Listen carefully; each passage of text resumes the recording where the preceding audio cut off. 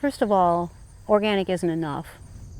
I think it's important to be organic, but it can't just be organic by substitution. When you just rape the soil like everybody else does, minus the chemicals, that's not okay.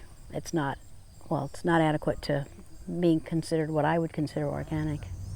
I think a lot of consumers unknowingly respect that label, the organic label, and if the trend continues, that it becomes more industrial and they open it up and you don't have to graze your animals, you don't have to give them out of doors access, you don't have to respect the microbes in your soil, then organic is not going to mean much. And consumers need to understand, not just a term, but they need to understand the process and make their decisions about, is it important to me that animals have access to the out of doors? If so, then organic, if it doesn't require that, is not enough. I need to go look for something that does. I think it's nice everybody's awake now about organic, and now the next thing they have to really get awake about is carbon sequestration and microbial balance, and thinking about who's under here, and realizing that they're calling the shots in only underground but also in our bodies. We both really believe that the whole idea of microbial symbiosis with plants, and that's how nutrition really gets into plants, has been demonstrated so clearly now in so many studies. Fungi are really the critters that create a lot of the nutrients, the amino acids, the vitamins and so forth that get into plants. Plants give them to us and to the animals. Just it's a burgeoning recognition that I think we're getting, and hopefully more and more farmers will get, that you really have to farm the critters in your soil as well as just the crops.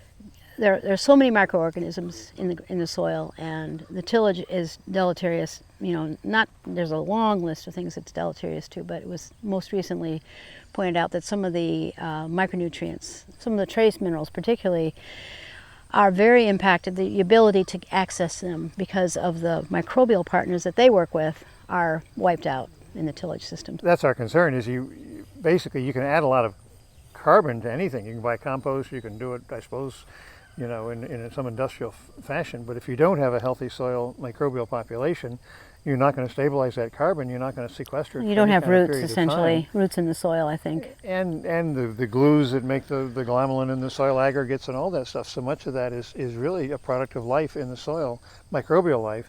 If you don't have that, the more compost you dump on the soil, you may get good plants, but you're not sequestering any carbon. So we've been trying to really move into a no-till system. We've noticed, across the board, much better fertility. We're getting comments from CSA members about the flavor and the quality of the produce. So, and more, just more volume and longer lasting, and like the kale over there, definitely the best I've ever had. So we decided to, become certified, I think in 1987. And have been marketing ever since. We raise a number of crops, vegetable crops as well as fruit, have a lot of animals, trying to do an integrated farming approach. We're mulching very heavy this year, and then I usually start intersowing with crimson clover this time of year. What I would say to somebody who's thinking about being organic is, I think it gives you that little bit of a gold star that some retailers look for when you're selling to a store. Customers, gives them a lot of confidence. I think probably the educational aspect is as important to us as anything else, that it opens us up to being able to talk about the soil and health and those issues. I mean, they're so connected to us, the soil and food and health. That's really why I think a lot of customers come to us.